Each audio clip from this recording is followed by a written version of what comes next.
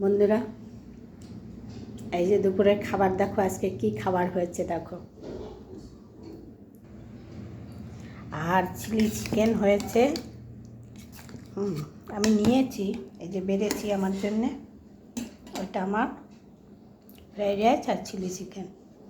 এই যে আমি করিনি, আমার ছেলে করেছে। ছেলে বললো আমি করি মা।